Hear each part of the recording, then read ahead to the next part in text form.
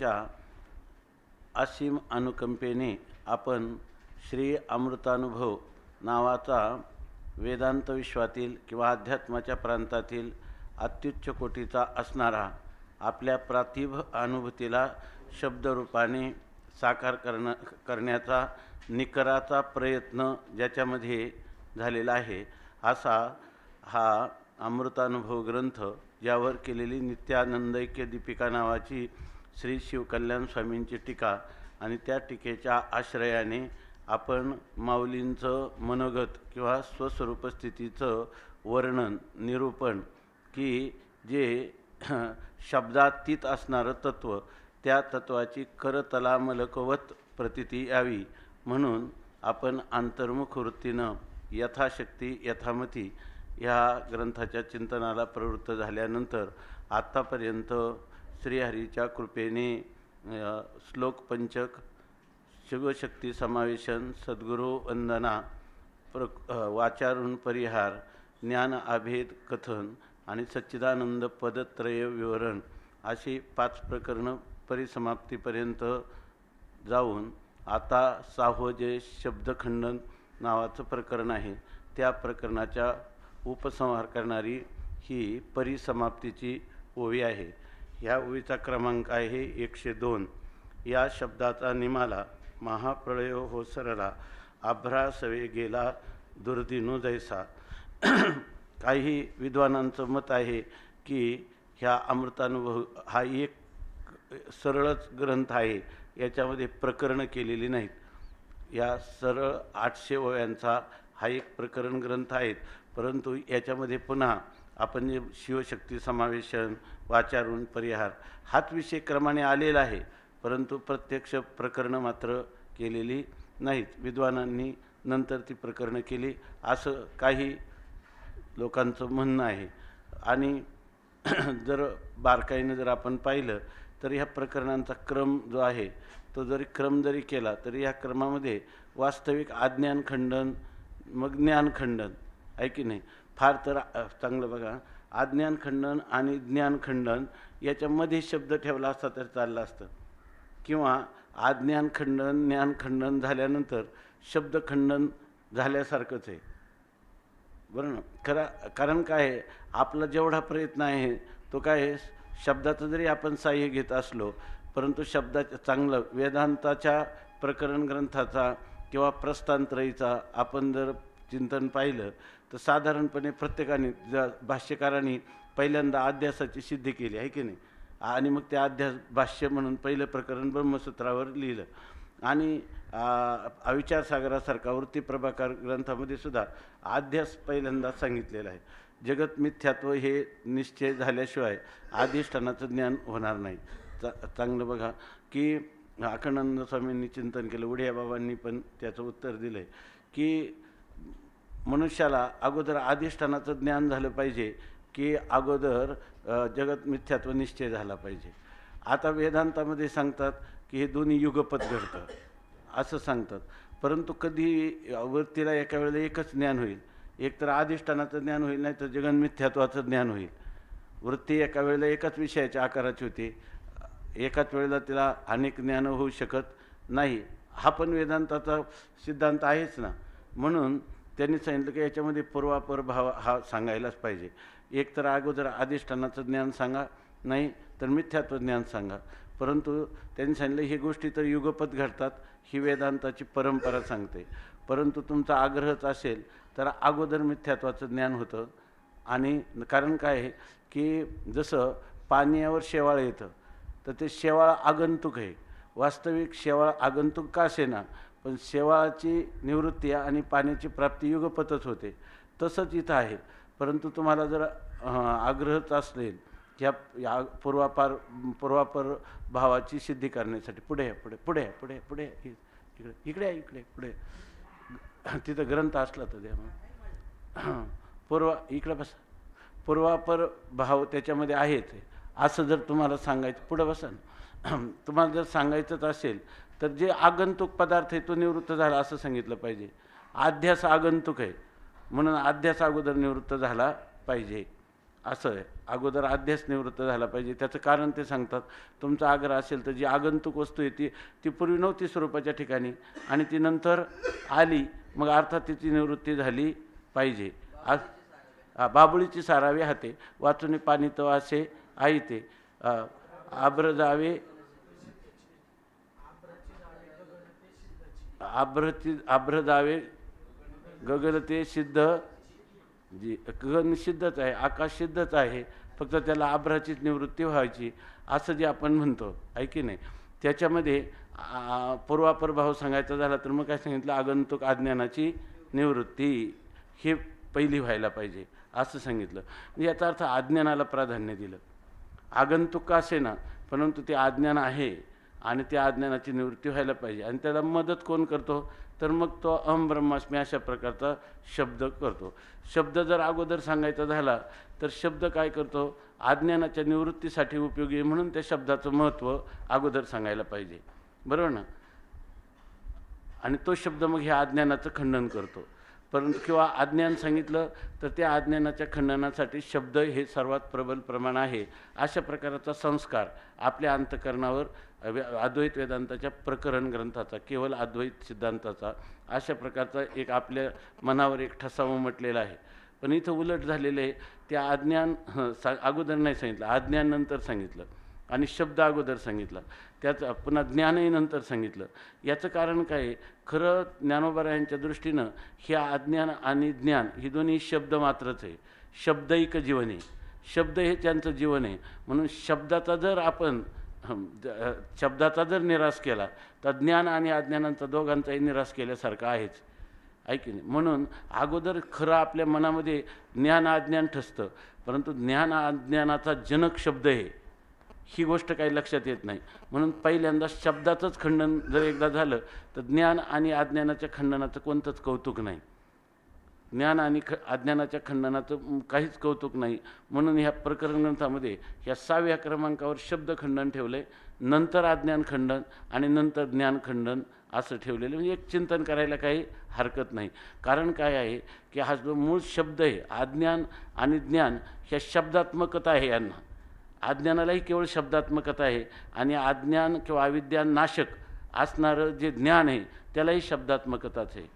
या ठिकाणी हे जे आहे काय जी अविद्या आहे ती त्रिगुणात्मक शुक्ल काय आजामेकाम रोहित शुक्ल कृष्णाम बह्वी प्रजा स्वरूपा सृजमाना ना सृजमानाम अशा प्रकारचे सांगितले. ह्या वेदानीच अविद्या सांगितली ना,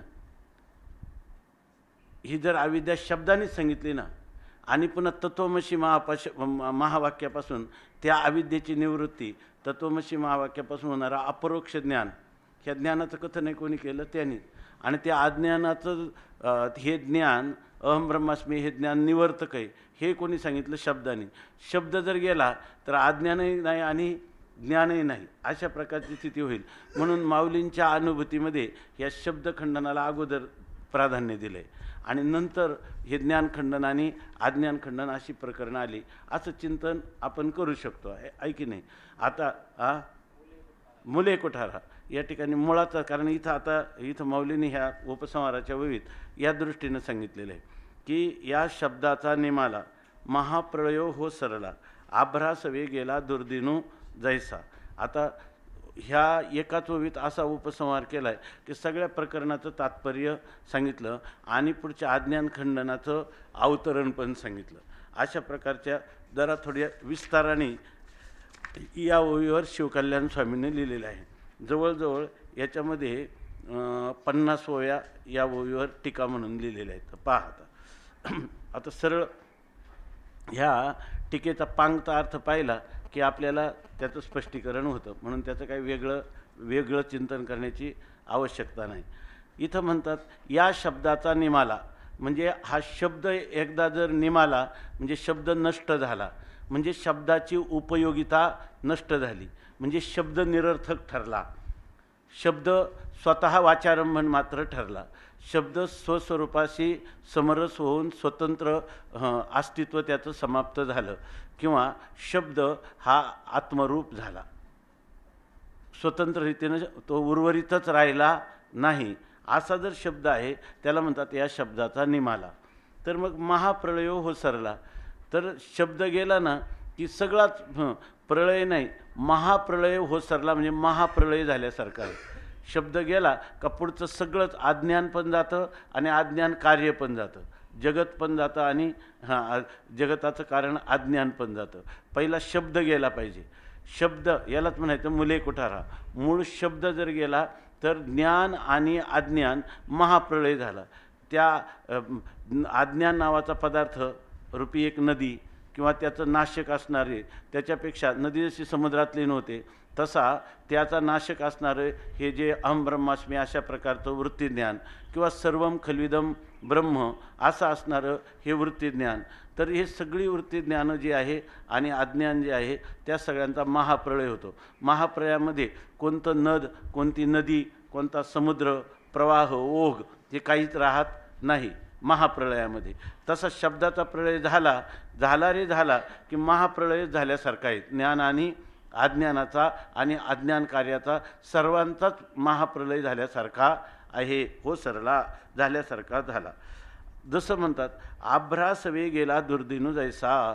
दुर्दिन म्हणजे ज्या दिवशी आकाशामध्ये ढगाने सूर्याला आच्छादित केलेलं असतं त्याला दुर्दिन असं म्हणतात. पण जर ढग गेले तर दुर्दिन आपोआपच गेल्यासारखं आहे. ढग गेले म्हणजे दुर्दिन जाण्यासाठी दुसरं काही करावं लागत नाही, कारण ढगामुळं दुर्दिनत्व प्राप्त झालं होतं. तसा या ठिकाणी हे ज्ञान अज्ञान ह्यांचा एवढा मोठा झालेला हा विस्तार जो आहे किंवा आपल्या आत्मस्वरूपाला जो अज्ञानाचा दुर्दिन प्राप्त झालेला आहे, बरोबर ना. आणि तो दुर्दिन किंवा तत्सापेक्ष ज्ञान की जे आपल्या स्वरूपाच्या ठिकाणी, जसं सूर्याच्या ठिकाणी दुर्दिनच नाही, तुमच्या आमच्या दृष्टीनं दुर्दिन आहे. का तर आभाळ आलं म्हणून दुर्दिन झाला आणि आभाळ गेलं म्हणजे सुदिन झाला असं आपण म्हणतो. सूर्याच्या दृष्टीनं दुर्दिनही नाही आणि सुदिनही नाही अशी सूर्याची स्थिती आहे. त्याप्रमाणे इथं आभ्र गेलं की पाहणाऱ्याच्या दृष्टीनं ज्याला या संसारबंधाचं भय वगैरे आहे त्याच्या दृष्टीनं दुर्दिन हा त्या ठिकाणी गेलेलाच आहे. म्हणजे दुर्दिन घालवण्यासाठी अज्ञान घालवण्याचा विचार ज्ञानोबराय सांगत नाही. शब्द त्याचं मूळ आहे. शब्द निमाला किंवा महाप्रळय होसरला. आणि कसा तर आभ्रासवे गेला दुर्दिनू जैसा. आकाशातले ढग गेले का दुर्दिनाची समाप्ती जशी झाली. म्हणजे याचा अर्थ या सगळ्यांचा उपसंहारामध्ये माऊलींना सांगायचं की शब्द निमाला पाहिजे. शब्द गेला का दुर्दिन मावळला की आपले सगळं काय बंधनाचा तोडू फासा, सगळी बंधनं आपली सगळीची सगळी आपोआपच सुटली. जोपर्यंत शब्द जीवनामध्ये काही स्थान आपल्या शब्दाचं जीवनामध्ये अध्यात्म विश्वामध्ये किंवा अध्यात्माच्या साधकाच्या ठिकाणी शब्दाचं काही थोडंसं महत्त्व गरिमा अस्तित्व आहे तोपर्यंत त्याचं आत्मसमर्पण झालेलं नाही असा त्याचा अर्थ. आता याविषयी टीकाकार लिहितात. अहो ज्ञान अज्ञानाशी मूळ शब्दच हा केवळ तरी शब्दाची मुळं उगवू निघे. ते म्हणतात अहो तुम्ही बारकाईने विचार केला तर ज्ञान आणि अज्ञान ह्या दोघांनाही मूळ कोण आहे? मूळ हा शब्दच आहे. कारण हे काय, ज्ञान आणि अज्ञान ह्या फक्त शब्द मात्रता यांच्या ठिकाणी आहे. दुसरं यांना वस्तू किंवा अर्थ नाही. अशा प्रकारचा हा केवळ शब्दच आहे. तरी शब्दाची मूळ उगवू निघे, परंतु मूळ आत्मस्वरूपामध्ये शब्दच उद्भवत नाही. म्हणजे मूळ आत्मस्वरूपात शब्दालाच उगवू निघे म्हणजे कोणत्याही प्रकारचं स्थान किंवा उद्भव शब्दच उत्पन्न होत नाही. आत्मस्वरूपात शब्दच उत्पन्न झालेला नाही. अहो प्रत्यार्णव संचला आद्यंते विन भरला तेथे शब्दाचा मासला हारोपोनी गेला पै. आता ते म्हणतात ज्या वेळेला प्रत्ययार्णव, प्रत्यय म्हणजे प्रतिती किंवा अनुभूतीरूपी अर्णव म्हणजे अनुभूतीचा समुद्र, महासमुद्र, महासागर, तो जेव्हा अनुभूतीचा जो महासागर आहे तो कुठून प्राप्त करायचा नाही किंवा त्याच्यावर काही आलेल्या प्रतिबंधाची निवृत्ती पण करायची नाही. त्याच्यावर तो कसा आहे, निष्प्रतिबंधच आहे आणि मुळातच आहे. तेव्हा तो संचला म्हणजे तो विद्यमान आहे. म्हणजे हा महासागर जो आहे अनुभूतीरूप महासागर, प्रतितीरूप महासागर. त्या एक ओवी आहे की ज्ञानेश्वरीमध्ये त्यांनी त्या आनंद समुद्रात बुडी देऊन ते स्वतः स्थिरावणी तेही तेची झाले. अर्जुना अनंत सुखाची या डोही एकसरात तळूची घेतला जी स्थिरावणी तेही तेची झाले. ही जी गोष्ट आहे तर तिथं जरी म्हणलं स्थिरावणी तेही तेची झाले नाही, ते तेची आहेत. ह्या अमृतानुभवात तेच आहेत. हा प्रत्यार्णव जो आहे तो नित्य संचलेलाच आहे.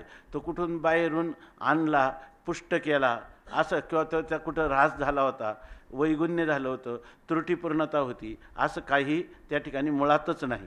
म्हणून हा प्रत्यार्णव संचला. आणि त्या प्रत्यार्णवामध्ये असं नाही का आता हा समुद्र भरला नंतर हा समुद्र कमी झाला होता, असं नाही. आद्यंते विन भरला. त्याला कधी तो अनादी आहे आणि अनंत आहे.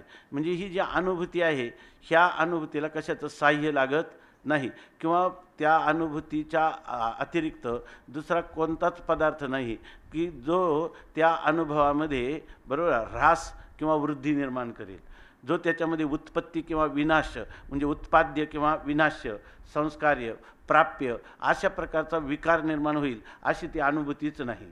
ती स्वतःसिद्ध आहे आणि स्वयंप्रकाश आहे. म्हणून म्हणतात तो आद्यंतविन भरलेला, आज त्याला आदी नाही आणि अंत नाही, म्हणजे अनादी अनंत आहे. म्हणजे अनादी अनंत असा तो प्रत्यय समुद्र आहे. आणि तेथे शब्दाचा मासला हरपून गेला. शब्दाचा नमुना म्हणजे मासला, नमुन्याला देखील त्या ठिकाणी शब्द नाही. कारण महार्णवामध्ये किंवा सकाळी त्यांनी सांगितलं जलप्रलयामध्ये संपूर्ण जलच जल आहे. तिथं नदी, नद, सागर, छोटे मोठे प्रवाह, वाढ घट, वृद्धी किंवा घट हे त्याच्या ठिकाणी काहीच नाही, अशी स्थिती आहे. म्हणून तिथं शब्द मावळून गेला. त्या शब्दाच्या पोटी हरपल्या प्रळय कोटी दृंगमात्र दृष्टी सुरवाड झाला. आता त्या शब्दाच्याच पोटामध्ये काय होते, हरपल्या प्रळय कोटी, अनेक प्रकारचे प्रळयकोटी म्हणजे प्रळयाचे सगळे प्रकार ह्या महार्णव प्रकारामध्ये हरपून गेले. भागवतामध्ये प्रळयाचे प्रकार सांगितलेत ना. एक दैनंदिन प्रलय सांगितला, एक आणि हा जो प्रलय आहे हा आत्यंतिक प्रलय म्हणजे हा प्राकृतिक प्रलय सांगितला, दैनंदिन प्रलय सांगितला, आत्यंतिक प्रलय, तीनच सांगितलेत का. तर अशा प्रकारचे हे सगळे दैनंदिन प्रलय, दररोज आपण झोपेत जातो, दैनंदिन प्रलय हे प्रकृतीवशात हे सृष्टी प्रकृतीवशात म्हणजे ज्या क्रमाने सृष्टी उत्पन्न होते, प्रकृतेर महांत तो अहंकारा, त्याच क्रमाने तिचा काय होतो, लय होतो, तो प्राकृतिक प्रलय आहे. आणि गुरुकृपेने होणारा हा आत्यंतिक प्रलय आहे की ज्या प्रलयामध्ये काहीही राहत नाही, हा आत्यंतिक प्रलय. हा आत्यंतिक प्रलय श्री गुरुकृपेने मी ब्रह्म आहे असं जेव्हा ज्ञान होतं, नाथ महाराज सांगतात, त्याच वेळेला हा आत्यंतिक प्रलय होतो. तर या ठिकाणी ह्या आत्यंतिक प्रलयामध्ये दैनंदिन प्रलय नाही आणि प्राकृतिक प्रलय नाही. दैनंदिन प्रलय का नाही तर त्याला म्हणतो आपण कालाचा परिच्छेद त्या ठिकाणी राहिलेला नाही, किंवा कालाची भ्रांती त्या ठिकाणी राहिलेली नाही. आणि प्राकृतिक प्रलय का नाही, त्या ठिकाणी प्रकृतीची अविद्येची सिद्धी झाली नाही, म्हणून प्राकृतिक प्रलय नाही, असा हा महाप्रलय आहे. आणि या महाप्रलयामध्ये इतर सगळ्या शब्दाचे प्रलयाचे प्रकार संपून गेले. हा महाप्रलय म्हणजे कोणता प्रलय आहे, इथं दुसरा कोणता प्रलय आहे, शब्दाचा प्रलय आहे. ऐकीन, शब्दाचा प्रलय आहे. आपण ज्या वेळेला वेदांत चिंतन करतो त्यावेळेला हा महाप्रलय म्हणजे माहिती आहे का, शब्दात्मक महाप्रलय, तत्वमसी ऐशिवानी एक वेळ पडता कानी, आणि मग अविद्या निद्रा गेली पळवणी, हा शब्दाचा प्रलय आहे. बरोबर आहे ना, बरोबर आहे ना, हा शब्दाचा प्रलय आहे. आणि इथं काय आहे, शब्द खंडनाचा प्रलय आहे. हा प्रलय कधी होतो तर शब्दाने हा प्रलय होत नाही, शब्द जेव्हा मावळतो तेव्हा हा प्रलय होत असतो. म्हणून अशा रीतीनं सांगितलेलं आहे. जिथे शब्दाची लिही पुसे तेनेशी चावळो बैसे, दुजियाच्या रागी रुसे एकपणा. जो इथं शब्द उलट शब्दाचा पुसटसा सुद्धा मासला सुद्धा चालत नाही, असा तो शब्द आहे. आणि त्याच्यामध्ये खरा ह्या सगळे प्रलय हरपून जातात. त्या शब्दाचे पोटी हरपल्या प्रळय कोटी. मग तिथं आहे काय तर दृंगमात्र दृष्टी सुरवाड झाला. तिथं केवळ दृंगमात्र असणाऱ्या दृष्टीचा नाही द्रष्टो दृष्टे विपरिलोपो विद्यते अविनाशित्वात. त्या ठिकाणी दृष्ट्याची दृष्टी म्हणजे नेप्ती मात्रता, दृंग मात्रता, तीच त्या दृष्ट्याची दृष्टी आणि तिचा सुरवाड झाला. तिचा सुरवाड म्हणजे तिचा विकास किंवा तिचा विलास किंवा तिचा काय तिचा व्यापकता, त्या ठिकाणी विस्तार, तिचा इतका विस्तार झाला दृंगमात्र दृष्टीचा का त्या ठिकाणी ह्या दोन्ही प्रलयाला जागासुद्धा राहिलेली नाही, असा तो प्रलय. दृंगमात्र दृष्टीचा विस्तार झाला. परी शब्द एक सामावला मग प्रपंच लय झाला. तरी शब्दत्वे असे संचला शब्दत्वे संहरे. तर ते म्हणतात तर परी शब्द एक सामावला. त्यावेळेला होतं काय खरं, ज्याला आपण म्हणतो ना परेही परते बोलणे खुंटले वैखरी कैसेनी सांगे. तर याप्रमाणे शब्द एक सामावला. ह्या ब्रह्मरूपाच्या ठिकाणी जे अज्ञान आहे ना ते अज्ञान ब्रह्मरूप अधिष्ठान ज्ञानानंतर अज्ञानाची निवृत्ती ही अधिष्ठान रूप झाली असं नाही. असं नाही म्हणजे इथला जो भाव आहे तो असा आहे की ज्या वेळेला हा आत्यंतिक प्रलय होतो किंवा महाप्रलय होतो त्या महाप्रलयामध्ये अज्ञानापेक्षा शब्दच सामावतो. शब्दच त्या ठिकाणी ब्रह्मरूप होतो. ब्रह्मरूप म्हणजे शब्द ब्रह्म हे शब्द ब्रह्मरूपाने न राहता, बरोबर ना, आपल्या शब्दत्वाला खऱ्या अर्थाने ब्रह्मस्वरूपाच्या ठिकाणी समर्पित करून वेगळं आपलं अस्तित्व यत्किंचितही ठेवीत नाही. तो या ठिकाणी त्या शब्दाचं हे सामावणं आहे. आणि असं जेव्हा होतं शब्द एकदा स्वरूपात सामावला का प्रपंचाचा कार्यरूप प्रपंचाचा आपोआपच लय झाला. इतकं नाही तर कारणरूप प्रपंचाचा पण लय झाला. कार्यकारणात्मक प्रपंचाचा देखील शब्दाचा लय झाला का कार्यकारण प्रपंचाचा लय झालाच म्हणून समजा. तरी शब्दत्वे असे संचला शब्दत्वे संहरे. तर ते काय म्हणतात, तो पहिला विद्यमान कशाने होता, शब्दत्वामुळे हा संसार होता प्रपंच, बरोबर ना.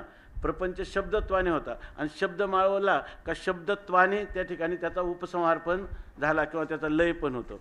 कारण शब्दामुळे त्या ज्ञान अज्ञानाला अस्तित्व होतं, बरोबर. शब्दाचा संहार झाला की कार्यकारणात्मक सर्वच प्रपंचाचा संहार झाला आणि शब्दाचा जो संहार होतो तो शब्दामुळे तो प्रपंच होता, बरोबर आहे ना. मग शब्दत्वाचा उपसंहार झाला का सगळ्याच प्रपंचाचा काय होतो, उपसंहार होतो. शब्दाचा शब्दत्वाने संहार होतो. तो शब्दच जेथे नाही तेथे महाप्रलय येतो काही, शब्दाच सवे पाही होऊन ठेला. आता म्हणतात जिथं शब्दच नाही तिथं महाप्रलय काय वेगळा व्हायचा आहे का आता, बरोबर ना. उत्पत्ती करणारा कोण आहे, शब्दच आहे.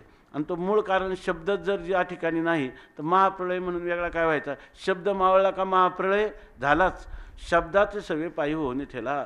शब्दाबरोबरच हा महाप्रलय समजतो. म्हणजे शब्द मावळला का महाप्रलय झालाच. मग कशाचा महाप्रलय झाला, अज्ञानाचा झाला का अज्ञान कार्याचा झाला का ज्ञानासहित अज्ञानाचा झाला. अज्ञान कार्य, अज्ञान आणि अज्ञानाचंच कार्य असणारं, अज्ञानवरून जिवंत होणारं ज्ञान, हे सर्वांचाच उपसंहार त्या ठिकाणी झाला. अहो म्हणजे माणसाने अज्ञानाला घाबरू नये एवढं शब्दाला घाबरावं. एवढी शब्दाची भीती असावी. अध्यात्मात अंतर्मुख साधक सर्वात जास्त भीती कशाची वाटावी.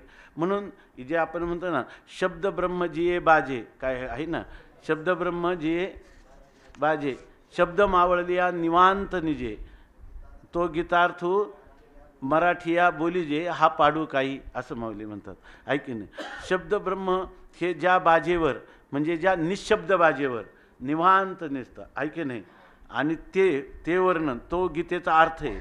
तो खरा गीतेचा अर्थ आहे म्हणजे निशब्द, अशब्दम अरूपम अस्पर्शम, असा हा गीतेचा अर्थ आहे. आणि तो अर्थ मी त्याचं वर्णन करावं आणि शब्दाच्या बाबतीत हा पाडू काही, अशी कशी योग्यता असेल असं माऊली तिथं म्हणतात. तिथं म्हणतात म्हणजे तिथलं आणि इथलं सगळं विरुद्ध बघत जायचं. तिथं म्हणतात म्हणजे अज्ञान स्वीकारून म्हणतात आणि इथं म्हणतात म्हणजे अज्ञान वगैरे त्याला पुसटचं सुद्धा स्थान नाही असं समजून केवळ आपल्या अनावृत अशा आत्मस्वरूपाबद्दल माऊली या ग्रंथामध्ये निखालस मुक्त मोकळं चिंतन करतात आपल्या अनुभूतीचं. आणि ते गुरुआज्ञेवरून करतात म्हणून स्पष्ट करतात. तर तिथं काय भीड धरून, आता भीड काय कवनाची धरू काय असं आहे ना. हां हां, आता भीड कवनाची धरू तू माया आमुची. तुम्हीच आम्हाला जर आज्ञा केली तर हे सांगताना आम्ही भीड कशी काय धरू? कारण आईपुढं हे मोकळं मनुष्य जीवनामध्ये आईपुढं जेवढं मोकळं मानतो तितकं गुरुमाऊली पुढं तो मुक्ततेनं मोकळ्या मनाने त्याचं चिंतन. माऊली काय म्हणतात, ही गीतेची टीका झाली, ज्ञानेश्वरी ही गीतेची टीका झाली. आता तुमची असणारी प्रातिभा, अतिंद्रिय, अलौकिक, दिव्य अनुभूती ती काही शब्दाच्या द्वारा माऊली प्रगट करा, अशी गुरुजींचीच इच्छा आहे. म्हणून या ठिकाणी हा जो शब्द सागर आहे तो उचंबळून ओसंडतोय, आहे की नाही या ठिकाणी. म्हणून म्हणतात की अनुभूतीचा सागर आहे. शब्द सागर म्हणजे शब्दाचं त्याला तरंग आहेत ते शब्द, त्या अनुभूतीवरचे नाही, अनुभूतीवरचे तरंगच आहे ते. ते पाण्याला सोडून नसल्यामुळं ते पाणी रूपच आहेत. असं तो शब्दाची जेथं अनुभूती रूपच आहेत, तो शब्दच जेथे मावळला तो तो शब्दच जेथे नाही तेथ महाप्रळय येतो काही, शब्दात सवे पायी होणी ठेला. अहो आपण चिंतन करीत होतो का ज्ञान अज्ञानाची भीती वाटू नये. पहिल्यांदा अज्ञानाची भीती वाटते, नंतर ज्ञानाची भीती का वाटते की ते जे ज्ञान आहे ते ज्ञान जर स्वरूपाशी एकरूप होऊन गेलं नाही, वृत्तीज्ञानाचं आपलं अज्ञानाचं निवर्तक वृत्तीज्ञान हेच खऱ्या स्वरूपभूत ज्ञानाला प्रतिबंध करीत राहतं. म्हणून त्या ज्ञानाची भीती फार काळ मुमुक्षेच्या अंतःकरणात राहते. ते कसं जाईल त्याच्यासाठी ते पाया पडूनही सोडविले असं माऊलीनं सांगितलं ना. ते माऊलींनी ही युक्ती सांगितली, ते कसं जाईल तर पाया पडूनही सोडविले अशी युक्ती सांगितली. तसंच या ठिकाणी आपल्याला शब्दाचं भय अधिक वाटावं की हे ज्ञान अज्ञान मी जीवनभर जो परमार्थ करीत आलो ती सगळी जी रूपं होती, ती सगळी नामं होती, ती सगळं शब्द प्रपंच होता, आहे की नाही. सगळ्या जेवढं जगामध्ये जाती, क्रिया, भेद, नाम, रूप, संज्ञा, गुण याला अनुसरून झाला तो सगळं शब्दात्मकताच आहे, दुसरं काही नाही. खरी माझी शब्दात्मकता मावळून मी अशब्द अशा स्वरूपाला प्राप्त होईल, ते खरी माझी स्वरूप स्थितीची प्राप्ती झाली, किंवा माझा सर्व अनर्थ मावळला, संसार बंधाची सिद्धी झाली नाही, आहे की नाही. आणि ती सुद्धा जर कृतक असेल तर तिचा उपयोग होणार नाही. पूर्वी शब्दाने बंध केला होता, आता शब्दाचा बंध मी निवृत्त केला तर पुन्हा शब्दाचा बंध तुमच्या गळ्यात पडण्याची शक्यता आहे. त्या शब्दाचा बंध असा ठरवावा लागेल का स्वरूपाच्या ठिकाणी ज्या शब्दाचं एवढं महात्म्य आहे तो अविद्याच नाही, त्यामुळे त्या अविद्येच्या निवर्तक करण्याला शब्दाचं काहीच गरज नव्हती. स्वयंप्रकाश आत्मा असल्यामुळं स्वयंप्रकाश आत्म्याचं बरोबर ना, स्वयंप्रकाश आत्म्याच्या दर्शनाच्या उपयोगितेसाठी म्हणूनही शब्दाची गरज नव्हती. अर्थात शब्द नावाचा प्रकार आत्मस्वरूपाच्या ठिकाणी कधीच आवश्यक नव्हता, आता नाही, असणं शक्य नाही, किंबहुना हा सगळा भ्रमच आहे, असं वाटलं पाहिजे. म्हणून हे लक्षात आलं ना किंवा शब्दाचंच माऊलीने तर शब्द का सांगितलं. तुम्ही म्हणणार की शब्द हा अज्ञानाचा उपलक्षण घ्या, वृत्ती ज्ञानाचा उपलक्षण घ्या. नाही, माऊलीने कशाला 6व्या प्रकरणामध्ये ह्या प्रकरणामध्ये शब्द खंडन प्रकरण अगोदर कशाला योजना केली ह्या संपूर्ण ग्रंथात. तर खरोखर जर बारकाईनं पाहिलं तर शब्दच आपल्याला मोठा प्रतिबंधक आहे की नाही. हे अज्ञान ज्ञान तरी कोणी केलेलं आहे, ती शब्दाची बिचारी बालकं आहेत, आहे की नाही. अज्ञान आणि ज्ञान मागं सांगितलं एवं शब्दैक जीवने बापुडी ज्ञाने अज्ञाने. केवळ शब्दच यांचं जीवन आहे अशी ती बिचारी ज्ञान अज्ञानी. बिचारी म्हणजे त्यांचं काही दोष नाही, काही नाही, ते ज्ञानही नाही स्वरूपातून सापेक्ष, अज्ञानही नाही स्वरूपातून सापेक्ष, वृत्तीज्ञानही नाही, पण या शब्दाने त्यांना निर्माण केलं, त्यामुळे शब्दाने त्यांना जीवन दिलेलं आहे की नाही. ती ज्ञान अज्ञान म्हणजे काय म्हणणे, साचपणे वने चित्रीची जैसी. खऱ्या अर्थाने चित्रातील वन आहेत, आहे की नाही. चित्रातले वन काय वन आहे का ते, आणि तिथली काय झाडं आहेत का, आणि त्या झाडाला फुलं आहेत का, फळं आहेत का, काहीच नाही, पण या शब्दांनी सगळीच निर्माण केलेली आहेत, असं तो शब्द आहे. म्हणून आता ह्या इथं काय आहे, हे उपसंहार करताना बघा हे टीकाकार जे आहेत तर टीकाकार त्याचा कसा धांडोळा घेतात. आपण म्हणतो माऊलीने खरा अज्ञानाचा धांडोळा घेतला. माऊलीने अज्ञानाचा धांडोळा घेतला तर घेतलेलाच आहे, पण खरा धांडोळा शब्दाचा घेतलेला आहे. जर आपण त्याच्यातल्या जवळजवळ 300 वव्या आता अज्ञान खंडनाचे आहेत आणि 100 वव्या शब्द खंडनाचे आहेत. पण त्यात तुलना जर केली तर शब्दाचा जेवढा समाचार घेतला आहे तेवढा अज्ञानाचा समाचार घेण्याची गरजच पडत नाही, कारण शब्द खंडनात अज्ञान खंडन अनुश्युतच आहे असं त्याचं दिसून येतं. तर बघा ते म्हणतात तरी अहो महाप्रलय म्हणजे काही, तरी स्वात्मानुभव जो काही, तो शब्दात सवे अनुभव पाही न मिरवी अंग. महाप्रलय महाप्रलय म्हणजे काय? तुम्ही हा महाप्रलय शब्दाचा जो प्रयोग केला त्याचाच अर्थ आहे आत्मानुभव. महाप्रलय शब्द कोणाचा पर्याय आहे? स्वात्मानुभव, आपल्या आत्मतत्वाची अनुभूती. आणि पण तो जो अनुभव आहे ना, महाप्रलय म्हणजे आत्मतत्वाची अनुभूती, तो शब्दाच सवे अनुभव पाही न मिरवी अंग. तर ते म्हणतात तर शब्दाबरोबर तो जो अनुभव आहे ना, तो हे आपलं अंग दाखवित नाही किंवा आता त्याचं अंग शोभा देत नाही. म्हणजे काय? शब्दाबरोबर शब्द जर मावळला, बरोबर ना, शब्द मावळल्यानंतर काय होतं? महाप्रलय होतो. आणि ह्या महाप्रलयाचंच नाव काय आहे? स्वात्मानुभूती. मग तुम्हाला आता लगेच असं वाटेल काय? आत्मानुभूती म्हणजे एक अनुभवक आहे, एक अनुभवी आत्मा आहे, बरोबर ना, आणि तो अनुभवाचा विषय आहे म्हणून अनुभव आहे. म्हणजे अनुभव्य, अनुभवक आणि अनुभव अशा त्रिपुटीतला हा महाप्रलय किंवा स्वात्मानुभूती आहे असं जर तुम्हाला वाटेल तर हे सगळे शब्द आहेत ना. परंतु म्हणतात शब्दा सवे येथ तव काहीच न संभवे. आपलं शब्दात सवे अनुभव पाही अंग न मिरवे. शब्दाबरोबर हा अनुभव जो आहे ना, शब्दाबरोबर म्हणजे शब्दासहित हा अनुभव कधी शोभून दिसत नाही. शब्दातीत असेल, शब्दरहित असेल तरच तो खरा अनुभव आहे. आता जरी आम्ही म्हणलं आता महाप्रलय सांगितला आणि सांगताना ह्या महाप्रलय स्वात्मानुभूती या शब्दांचा अर्थ त्रिपुटीनं युक्त असा तुमच्या समोर आला तर तो अनुभव शोभणार नाही, तो त्रिपुटीच्या अतीतच आहे. आणि तुम्ही जे म्हणता ना, हे आत्ता जे वर्णन चाललं आहे चांगलं रसमय वर्णन चाललं, पण हे शब्दात्मकता असल्यामुळं त्रिपुटीला अनुलक्षूनच हे बोलणं तुम्हाला वाटेल, परंतु हे इथं शोभणार नाही. ते राहिले शब्दासवे येथ तव काहीच न संभवे. आत्मा रामी उद्भवे आणि अभिभवे काही. हे शब्दाबरोबरच राहिलं. काय? आत्मानुभूती हे जे बोलणं आहे ना, तुम्हाला आत्म्याची अनुभूती आली काय? तुकाराम महाराजांसारखं लगेच माणसाला वाटतं.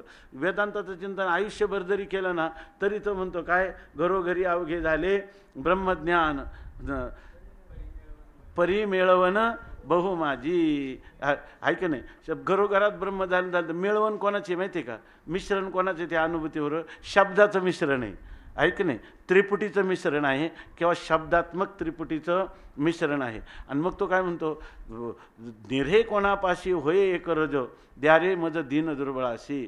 जर खरं निरस ज्ञान कोणाजवळ असेल तर ते मला दीन दुर्बळाला द्या. याचा अर्थ ते ज्ञान देता आणि घेता येतं. ज्ञान देता आणि घेता येण्याची वस्तू आहे का? नाही. माणसाचा असाच काहीतरी समज राहतो की नाही. इथं अमृतानुभवामध्ये हे सगळे अपसमज आहे की नाही, आपल्या ज्या धारणा आहेत, ज्या चुकीच्या धारणा आहेत, त्या सगळ्या धारणांचा पूर्णपणे निराश करून टाकतात माऊली. आणि विशुद्ध असणारी जी आत्मानुभूती आहे ती आपल्यापुढं करतला मलकवत करायची नाही, ती नित्यसिद्धच आहे आणि स्वयंप्रकाश घनीभूत आनंद अद्वैत स्वरूपाने नित्य विराजमान आहे, संचलेली आहे, विद्यमान आहे आणि घनीभूत आहे, अशा रीतीनं सांगतात. आता सांगतात ते राहिले शब्दासवे येथ तो काहीच न संभवे.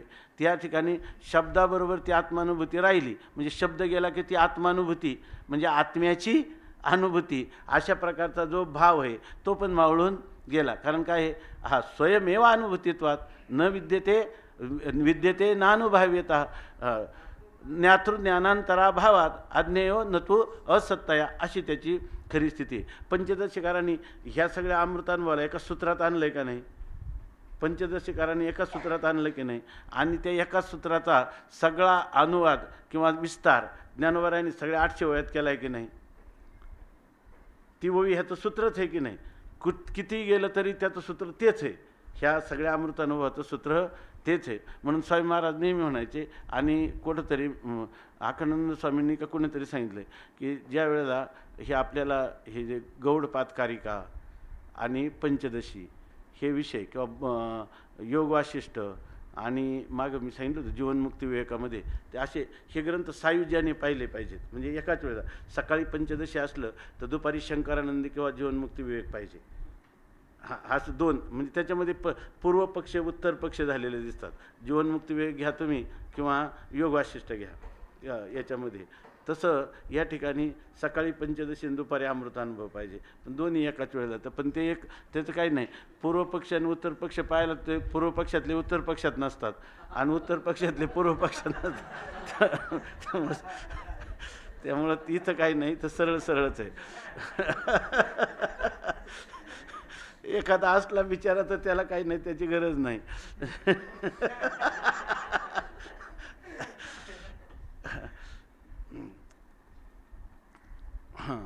आत्मारामी उद्भवी आणि अभिभवी काय? आत्मारामात कसला उद्भव होतो आणि कसला अभिभव होतो? काय उत्पन्न होतं आणि काय नाश होतं? आत्मारामाच्या ठिकाणी अविद्या उत्पन्न होते, नाश होतो काय?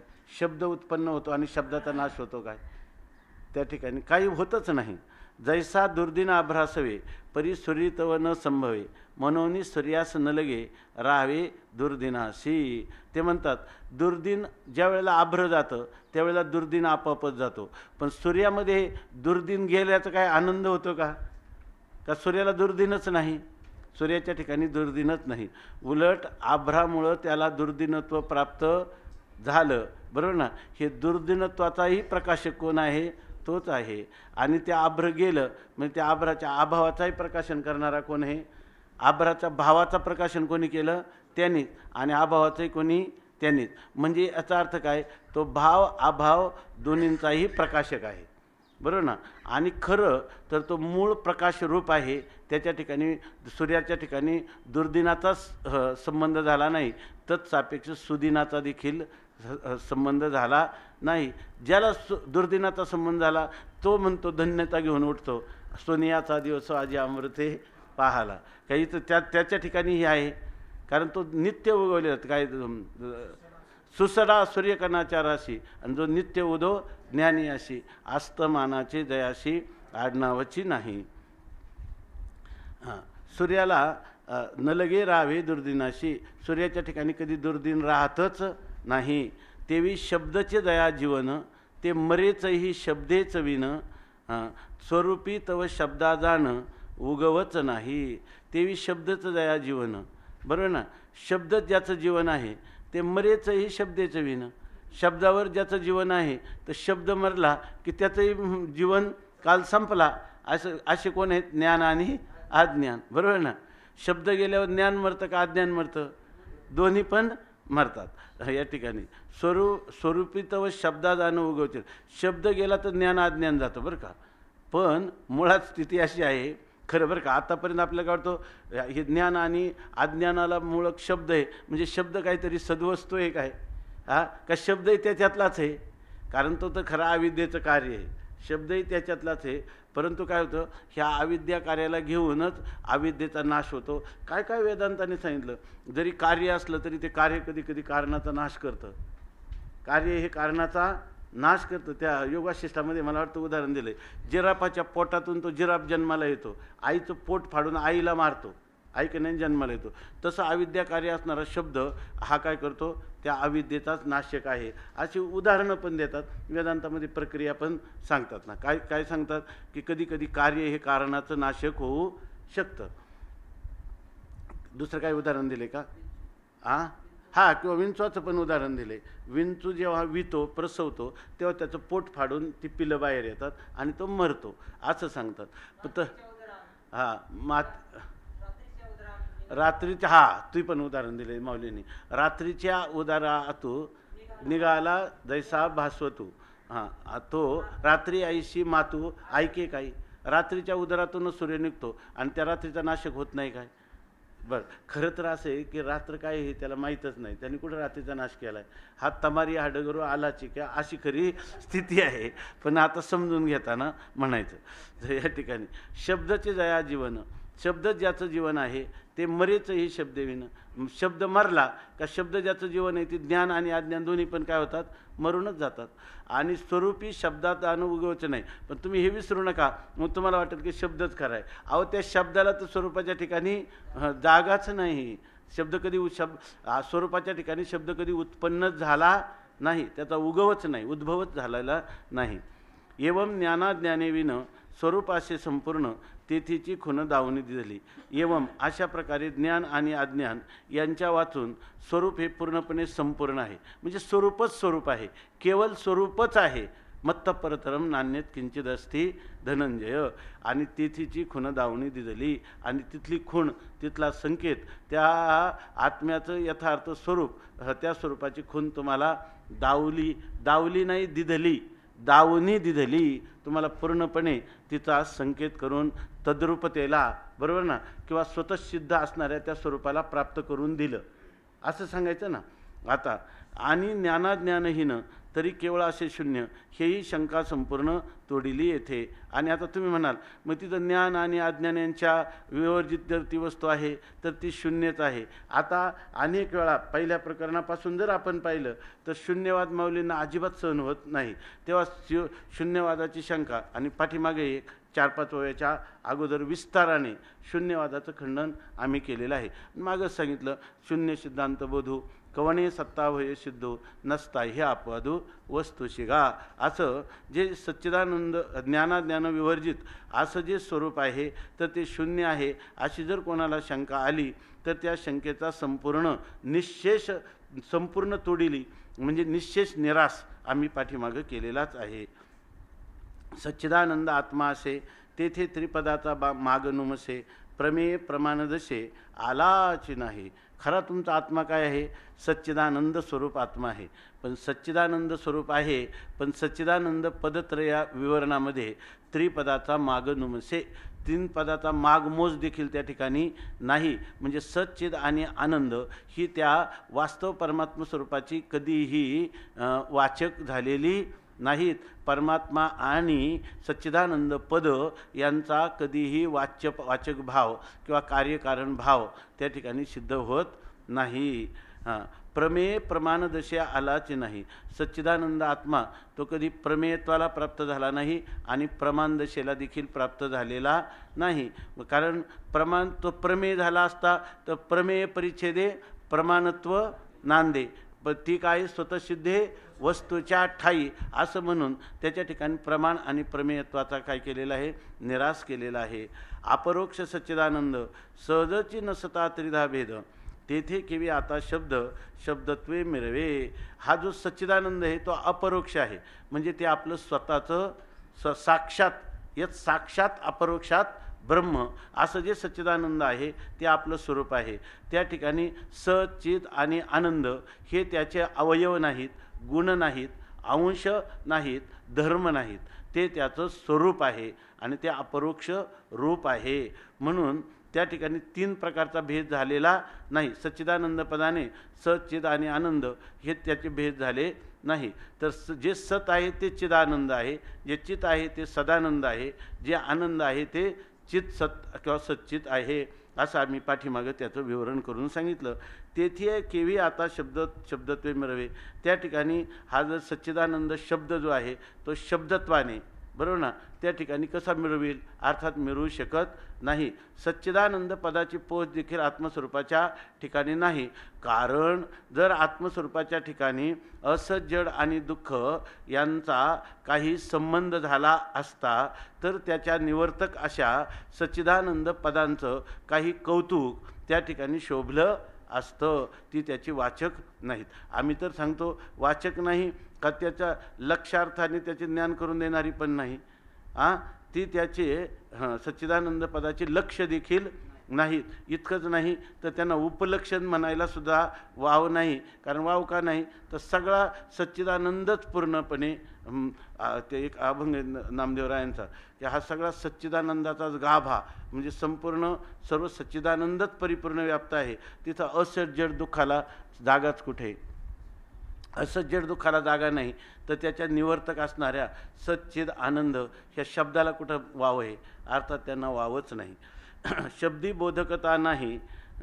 आता सहज जर 3 प्रकारचा भेद नसेल तर मग त्या ठिकाणी शब्दाच्या ठिकाणी शब्दत्व काय भूषवणार आहे? शब्दत्वाने काय मिरवणार आहे? अर्थात काहीच मिळवू शकत नाही. शब्दी बोधकता नाही. बोधरूप आत्माची काही, त्या बोधरूपाशी पाही बोधावे न लगे.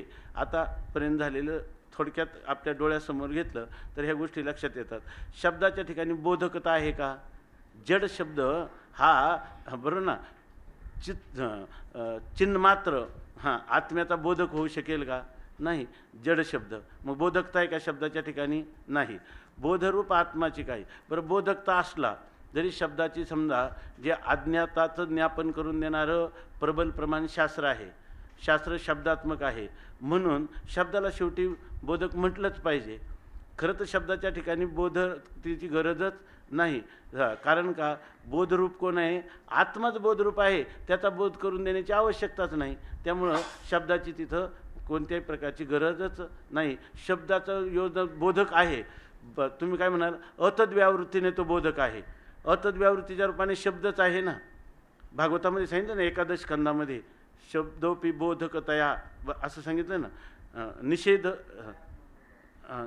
निषेधाच्या द्वारा तो आपल्या आत्मस्वरूपाचं अतद्व्यावृत्तीने बोध करतो असं सांगितलेलं असलं, परंतु अतद्व्यावृत्तीत मग शब्दाचं तरी तिथं काय गरज आहे?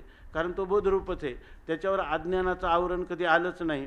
तर त्या अतद्व्यावृत्तीनं किंवा निषेध मुखाने निवृत्ती करायची, ते निषेधाचे पदार्थच त्याच्या ठिकाणी नाही. त्याचं स्वयंप्रकाशत्वाने करायचं, ज्ञान करून द्यायचं, तर स्वयंप्रकाश असणाऱ्या वस्तूला शब्दाचा टेका घेण्याची काय गरज आहे? काहीच नाही. म्हणून शब्द कसाही म्हटला तर व्यर्थच आहे. त्या शब्द हा बोधकच नाही.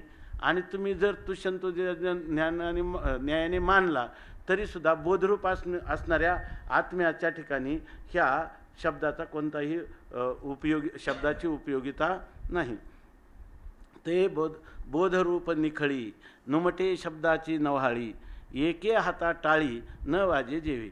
आता जर खरं आपल्याला आत्मस्वरूप समजलं असेल तर ते म्हणतात निखळ बोधरूप, म्हणजे केवळ बोधरूप, म्हणजे केवळ बोध हे ज्याचं स्वरूप आहे. म्हणजे त्या स्वरूपामध्ये, बोध स्वरूपामध्ये अबोधाला शिरायला वावच नाही. ते निखळ बोधरूपत आहे.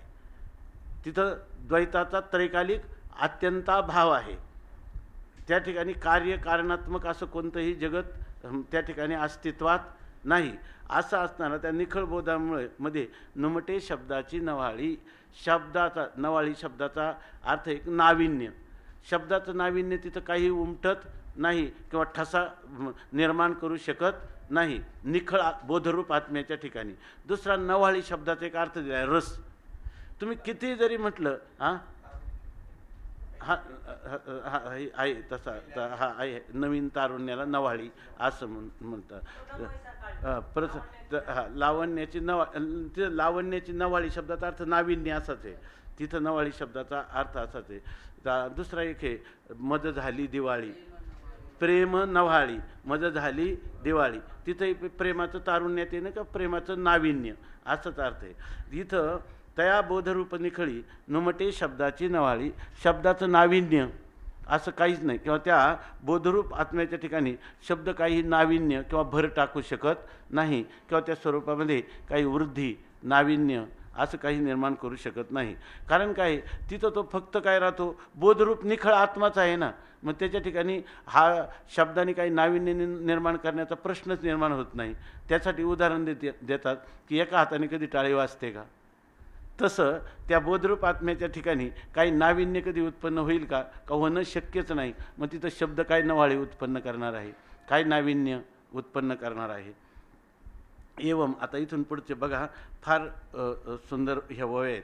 एवम चित सागर उच्चंबळला, तो चिदार्णवी सामावला, तेथे ती शब्दाचा मासला हरपोनी जाय. आता उचंबळ आहे कोण? भरती कोणाला आली माहिती का? चित सागराला भरती आलेली, चैतन्य समुद्राला, म्हणजे चैतन्यच चैतन्य. काय यत्र यत्र मनो याती तत्र तत्र समाधय. अशी जिथं स्थिती झाली, जेथे माझे मन आपलं जेथे जेथे जाय मन आणि तेथे तेथे अधिष्ठान. म्हणजे आपणासहित सर्व केवळ परमात्मरूप आहे ना. हा जो बोध आहे, ह्या बोधामध्ये त्याला म्हणतात की चितसागर उचंबळला.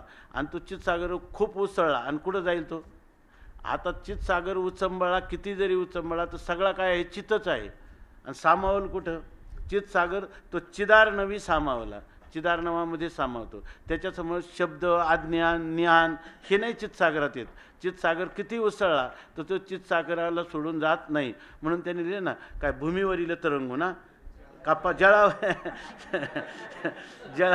जळावरील तरंगू, जरी धावी नला सवेगू, तरी नाही भूमी भागू क्रमीला तेने. अशी त्याची स्थिती आहे का जिथं जिथं जाईल तिथं तिथं काय दाखवतो तो, तिथं सगळं पाणीच आहे. किती जरी गेला तरी तो भूमीला सोडून जात नाही. एवं चित्सागर उचंबळला, तो चिदार्णवी सामावला, तेथेची शब्दाचा मासला हरपोनी जाईल. जर चित्सागर चित्समुद्रातच सामावून जातो तर त्या ठिकाणी दुसरं कोणी नाहीत, तर तिथं शब्दाचा मासला नमुना तरी तिथं येईल का? तोही चित्सागरातच हरपून जाईल, तोही चित्सागरातच हरपून जाईल. तेथे दोन्ही सांगितले ना. वैखरी रूप शब्द पण मावळतो आणि परावाणी रूप म्हणजे विचार, परा आणि पश्चितीमध्ये अनुद्भूत शब्द जो विचार रूपाने आहे तो पण मावळून जातो. कारण त्याचं वर्णन 7व्या अध्यायामध्ये केले. जाणीव जेथ न रिगे आणि विचार मागुता पावली रिगे. आता याच्यामध्ये फार स्पष्ट सांगणार आहेत, पुढे येणार तिथे. विचार मागुता पावली रिगे आणि तर्कोही ऐनी नेघे, अंगी दयाच्या पार्था तया नाव ज्ञान. तेथ उद्भवले आणि निमाले, हे तो काही नाही झाले. आता नावेक बोला आले, ते निमाले बोलाच सवे. बघा आता तेथे म्हणजे आपला जो चित्समुद्र असणारा, केवळ असणारा, निखळ असणारा आत्मा, त्या ठिकाणी काही उत्पन्नही झालं नाही आणि काही नाशही पावलं नाही.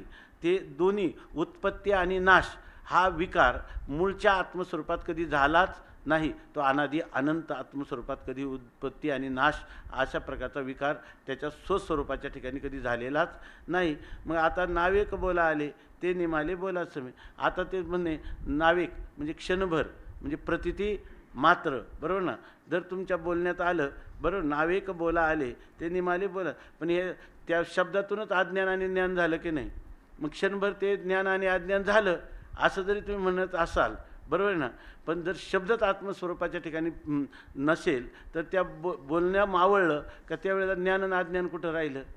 म्हणजे क्षणभर जरी शब्दात्मकतेला ते प्राप्त झाला असेल तर ज्या ठिकाणी शब्दाच्या ठिकाणी शब्दत्व सिद्ध झालं नाही आणि तो शब्द आत्मस्वरूपाशी समरस होऊन गेला, वेगळेपणाने राहिलाच नाही, तर क्षणभर बोला आलेलं शब्दा मात्र, बरं ना, काय त्याला काय म्हणतो, केवळ शब्द मात्रतेला प्राप्त झालेलं, वाचारम्भणतेला प्राप्त झालेलं ज्ञान आणि अज्ञान हे मावळलं. ह्यात म्हणण्याची काही वेगळं सांगण्याची आवश्यकता आहे का? कैमुतिक न्यायाने अर्थात आवश्यकता नाही. एवम इत्यादी हा प्रसंग संपला इथे सांग, परी देखिला नाही लाग बोलाचा येथे.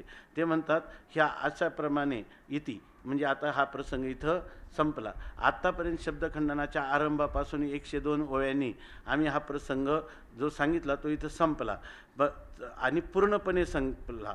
पण ते म्हणतात हा प्रसंग संपत आला, परंतु आम्ही म्हटलं होतं ना काय, किंबहुना शब्दो स्मरणदानी प्रशुद्ध ना, अमृताचा विषदू आरसा नव्हे. पण खरं कोणतं काय झालं, ह्या 11.5 ओव्यांनी ज्या शब्दाचा महिमा आम्ही सांगितला आणि त्याच्या पुढं जे सांगितलं ह्या 12व्या ओळीच्या उत्तरार्धात ते काय सांगितलं, पर्यायही लागू नाही येथे. परंतु ह्या शब्दाचा संबंध इथं कुठेही आत्मस्वरूपाच्या ठिकाणी नाही.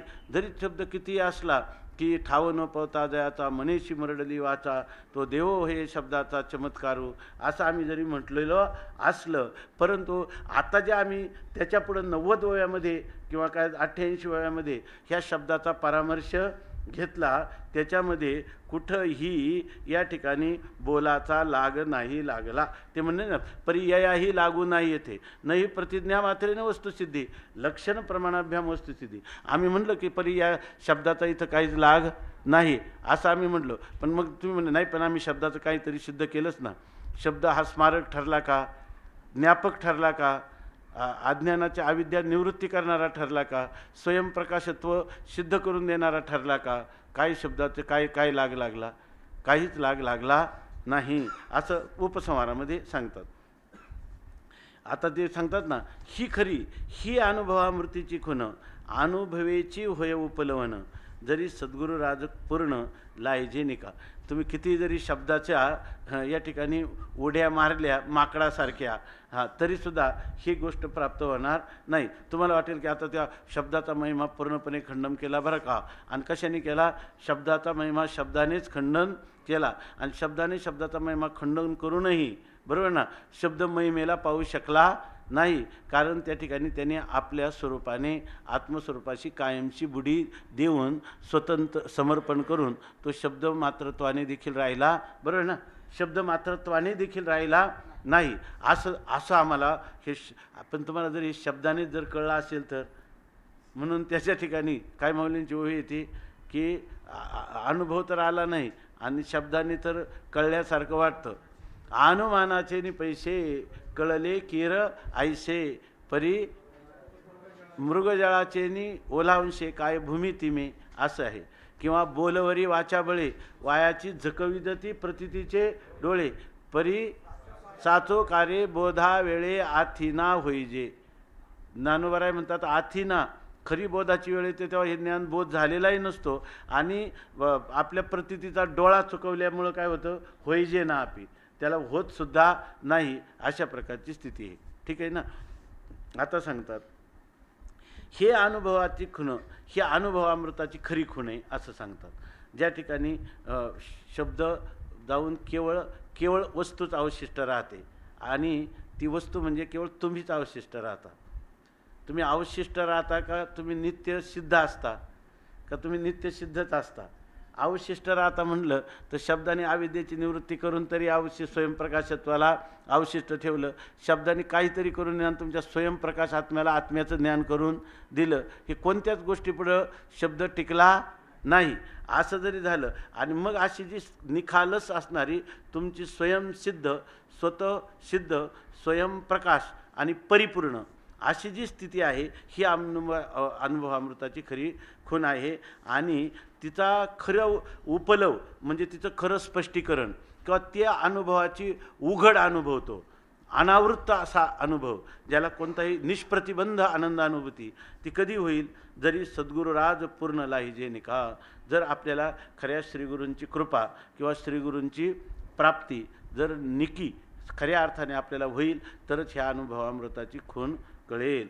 या ठिकाणी आम्ही सांगितलेल्या ग्रंथाच्या शब्दाच्या प्रभावाने हे होईल असं माऊली म्हणत नाही. हे गुरुकृपेनेच होईल. येश एव वृणते बरं ना, यम एव वृणते तेन लभ्यः ना, यम एव येश वृणते तेन लभ्यः. ज्याला हे श्रीगुरु इथं म्हणजे आत्मरूप श्रीगुरु ज्याचं वर्ण अंगीकार करतात त्याला ही गोष्ट, ही अमृतानुभवाची खूण किंवा हा संकेत किंवा अमृतानुभवामध्ये असणाऱ्या आत्म्याच्या स्वरूपाची ओळख त्याला होईल. तैसे श्रुताधीत सगळं जरी जे काही श्रुतीमध्ये केलेलं तुमचं सगळं अध्ययन तेव्हाच सफल होईल की जेव्हा गुरुकृपा झाली. काय महाराज?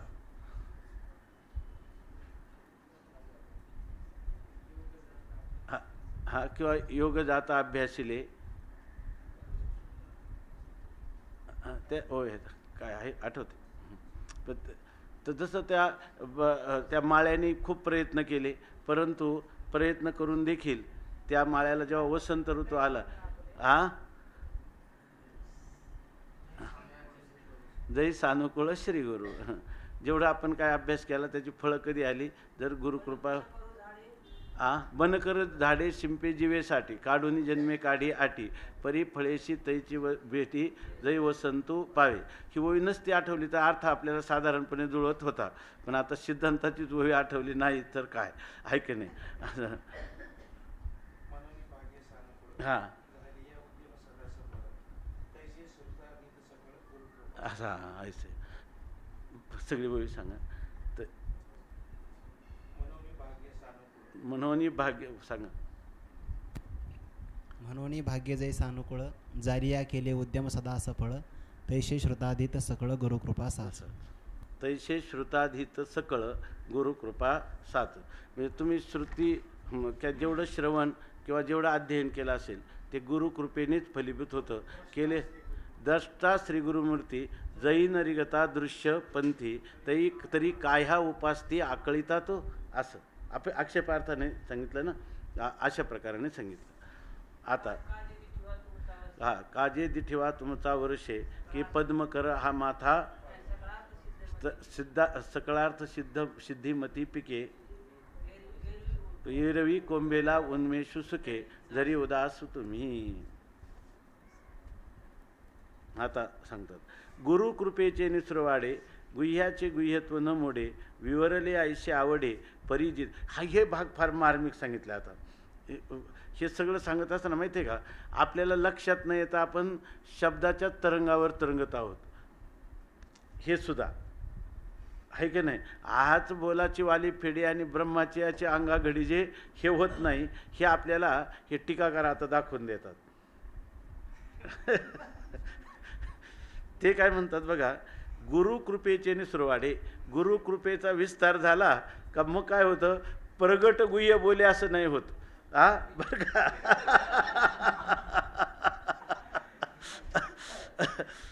टीकाकार काय सांगतात, गुह्याचे गुह्यत्व न मोडे.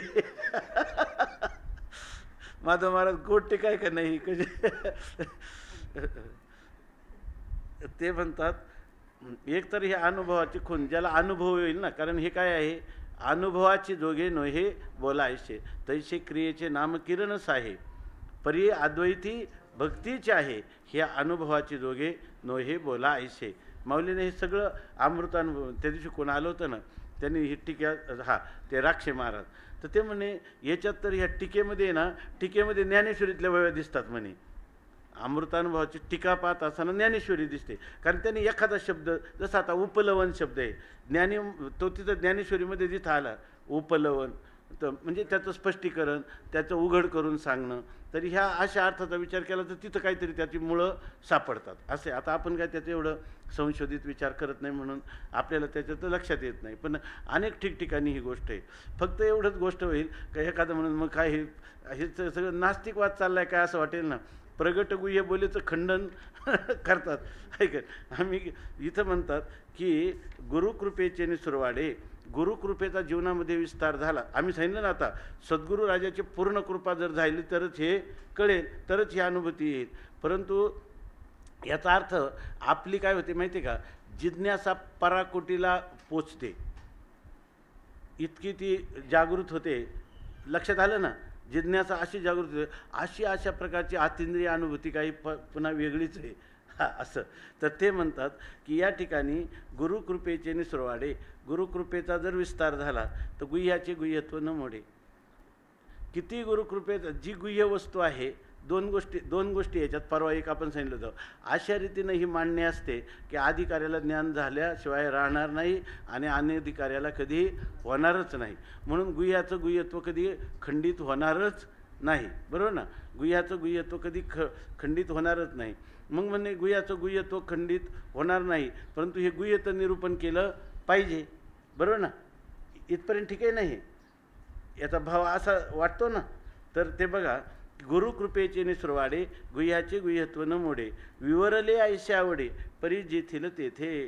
गुरुकृपेच्या सुरवाड म्हणजे गुरुकृपेचा जसा विस्तार होईल, आधिक्य होईल, तसं ह्या गुह्याचं गुह्यत्व कधीच मोडत नाही. म्हणजे काय आहे, गुह्याचं गुह्यत्व मोडत नाही म्हणजे असं नाही का सद्गुरू आपल्याला तळ हाताच्या आवळ्याप्रमाणे भिन्न वस्तूचं, बरोबर ना, दृश्य रूपाने द्रष्ट्याला अनुभव आणून देतात, असं ते नाहीच आहे. ते अनुभूती रूप असणारं, ते अनुभवाचा कधीच विषय होत नसल्यामुळं गुह्याचं गुह्यत्व कधीच मोडत नाही, आहे की नाही. गुह्याचं गुह्यत्व कधीच मोडत नाही. विवरले आयशी आवडे, पण असं वाटतं ना काय विवरण केलेलं आहे. ते म्हणतात विवरण केलं असं वाटतं, आवडे म्हणजे भाष्य गमे वाटे, असं आपल्याला वाटतं का हे विवरण झालं. परी जेथील तेथे, पण वस्तू जिथं जायच्या तिथंच आहे आणि विवरण जिथल्या तिथंच आहे. विवरण त्याच्यापर्यंत पोचत नाही, बरोबर ना, आणि त्याला पोचण्याची गरजही नाही. आणि ते निरपेक्ष अनपेक्ष अशा स्वरूपाचं जिथल्या तिथंच आहे. तो का म्हणे साहे आणि देव आहे तैसा आहे. अहो गुरु माऊलिया सांतविले नावेक शांतीशे जे सुतविले तेथे शेखी स्वानुभूत्या जागविले तव सुखाचीच उषा. आता हे काय हे शब्द आहे ना, कितीही जरी स्वरूप स्थितीचं वर्णन करायला गेलं तर शब्दाला मर्यादा पडतात, शब्दाला मर्यादा पडतात. परंतु शब्दाच्या ठिकाणी एक असं असामर्थ्य आहे का शब्दातील वस्तू जी आहे त्या वस्तूच्या त्या जवळ नेण्याचा मुळात शब्दच फार प्रयत्न करतो, शब्दाचाच प्रयत्न आहे. तर त्या शब्दाचा आधार घेणाऱ्याचाही प्रयत्नच आहे. म्हणून आपण म्हणतो ना ज्ञानोबारायांनी प्रयत्न केलेला आहे. मला वाटतं हे बोलणं फार वाहूग आहे असं नाही, आहे की नाही. हे जे आहे हे वस्तुस्थितीला फाटा देणार आहे असं नाही, ते खरंच प्रयत्नच आहे. जर वेदाचेही प्रयत्न आहे तर ज्ञानोबारायांचेही प्रयत्नच आहे, तुमचे आमचेही प्रयत्नच आहे, दुसरं काय आहे त्याच्यामध्ये, आहे की नाही. फक्त ज्ञानोबारायांनी निकराचा आत्मभाव शब्दाद्वारा अभिव्यक्त होण्याचा निकराचा प्रयत्न केलेला आहे, निकराच्या आत्मभावाचा निकराचा शर्थीचा प्रयत्न केलेला आहे असंच म्हणावं लागतं. नाहीतर मग पुन्हा हे गुह्य ते गुह्य न मोडे असं राहिलंच नसतं, गुह्याचं गुह्यत्व न मोडे असं राहिलंच नसतं. म्हणून कोणीतरी आहेच का नाही जीवात. जरी आपण म्हटलं की काय आनंदाचे आवारू मांडू जगा किंवा सनुभोगी जे सने विश्वाचे झालंय का खरं. जोपर्यंत झालं नाही तोपर्यंत म्हणायचं ज्ञानोबारायांनी अमृतानुभवामध्ये प्रयत्न केलेला आहे. ज्या दिवशी असं घडेल त्या दिवशी काय म्हणायचं, ज्ञानोबारायांचा प्रयत्न काय झालेला आहे, सफल झालेला आहे असं म्हणावं, आहे की नाही. आणि बरं हा प्रयत्न जर एखाद्याला सफल झाला तर तो म्हणू शकतो का नाही ज्ञानोबारायांचा प्रयत्न सगळ्यांचा विषय सफल झालेला आहे. आणि सणभोगी जे सने विश्वाचे म्हणू शकतो का नाही, ज्याला स्वानुभूती आली तो म्हणू शकतो का. अवघीची त्रैलोक्य आनंदाचे आता आणि चरणी जगन्नाथा चित्त ठेले असं तो म्हणू शकतो का नाही. अवघाची संसार सुखाचा करीनं आनंदे भरीनं तिन्ही लोक असं तो म्हणू शकतो की नाही. पण सगळे म्हणू शकतात का, नाही, आहे की नाही. म्हणून प्रयत्न आहे असंही म्हणायचं, प्रयत्नाला साफल्य आहे असंही म्हणायचं. पण साफल्य कोण म्हणू शकतो, अनुभूती संपन्न पुरुष. आणि प्रयत्नही कोण म्हणू शकतो, मुमुक्षू, आहे की नाही. प्रयत्न कोण म्हणू शकतो, मुमुक्षू. म्हणून म्हणतात गुरुकृपेचे नि सुरवाडे गुह्याचे गुह्यत्व न मोडे विवरिले ऐसे आवडे परी जेथील तेथे. बघा, अहो गुरु माऊलिया सांतविले नावेक शांती शेजे सुतविले तेथे शेकी स्वानुभूत्या जागविले तव सुखाची तो उषा. आपलं हे चालले की आता ह्या अनुभवाची भाषा ते सांगतात. म्हणजे अनुभवाची जी उदात्त गंभीर वस्तुनिष्ठ अशी जी स्वरूपस्थिती आहे किंवा असं जे स्वरूप आहे त्या स्वरूपामध्ये म्हणतात गुरु माऊलीनं आमचं सांत्वन केलं आणि आम्हाला क्षणभर, बरोबर ना, क्षणभर ह्या शांतिरूपी शय्येवर आम्हाला झोपवलं, आहे की नाही. त्या शांतिरूपी शय्येवर आम्हाला पौडविलं. तर तुकाराम महाराज म्हणतात ना, तो अभंग आहे ना, सुखाचे शेजारी पौडईन तुका म्हणे मग नये वृत्ती वरी आणि सुखाचे शेजारी पौडईन अशी स्थिती केली. आणि त्या स्थितीवर शांती शेजेवर झोपवलं आणि शेखी स्वानुभूत्या जागविली आणि पुन्हा अनुभूतीच्या रूपाने आम्हाला परत जागृती दिली. तव सुखाचीच उषा. आणि त्यावेळेला आम्हाला जेव्हा अनुभूती, बरोबर ना, म्हणजे अनुभूती स्वरूपाने आम्हाला जेव्हा जागवलं तेव्हा आम्हाला काय झाला, सुखाचाच उषक काल आमच्या जीवनामध्ये सुरू झाला. हे बरोबर ना, बरोबर ना. इथं ते म्हणतात. मग आता इथं पहिली शंका येते की गुरु माऊलीने आपलं सांत्वन केलं. सांत्वन केलं म्हणजे काय, त्यांनी सांत्वन करून जे आपलं अज्ञान होतं ते निवृत्त करून आपलं सांत्वन करून दिलं का, स्वयंप्रकाशत्वाला दाखवून त्याची जागृती देऊन आपलं सांत्वन केलं का, बरोबर ना. का ज्या अविद्येची निवृत्ती करायची त्या अविद्येची सिद्धी होऊ दिली नाही, सिद्धी होऊ दिली नाही. अर्थात सिद्धी होऊ दिली नाही तिथं शब्दाची आवश्यकताही ठेवली नाही. आणि स्वयंप्रकाश आत्मतत्वाचं ज्ञान करून दिलं का, स्वयंप्रकाशाला काय नाही, त्याचा प्रकाशन करण्याची इतरांची अपेक्षाच नाही, बरोबर ना. ते कारण ते स्वयंप्रकाश आहे. मग शब्दाचं त्या ठिकाणी खंडन करून दिलं की नाही. मग गुरु माऊलीनं जे सांत्वन केलं ते कोणत्या प्रकारे, अविद्येच्या निवृत्ती करून दिलं का स्वयंप्रकाश तत्वाला उर्वरित ठेवून दिलं का, दोन्ही केलं नाही का, दोन्हींची असिद्धी केली, बरोबर ना. स्वयंप्रकाश असणाऱ्या स्वरूपाला त्याच्या स्वयंप्रकाशत्वाचं ज्ञान करून देण्याची गरजच नाही. आणि जर गरज पडली तर त्याचं स्वयंप्रकाशत्व बाधित होईल, बरोबर ना. म्हणून त्याची गरज नाही. आणि अविद्येची पण असिद्धी झाली बरोबर ना. हेच गुरुमाऊलीने सांत्वन करून दिलं का दुसरं काय केलं? का अविद्या मानून अध्यारोपात मानून अपवादात निवृत्ती केली हे सांत्वन करून दिलं का तिची असिद्धी करून दिली? काय कर कृष्ण महाराज?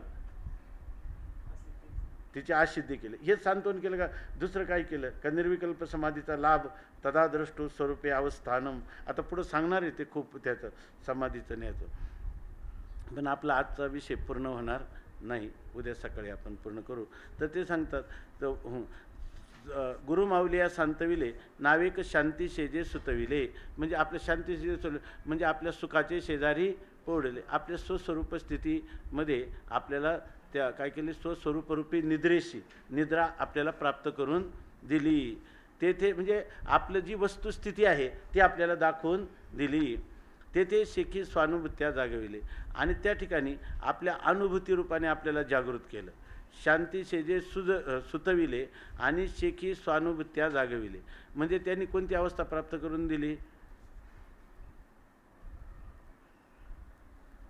त्यांनी आपल्याला एका ठिकाणी झोपवलं आणि एका ठिकाणी जागवलं. बरोबर आहे ना.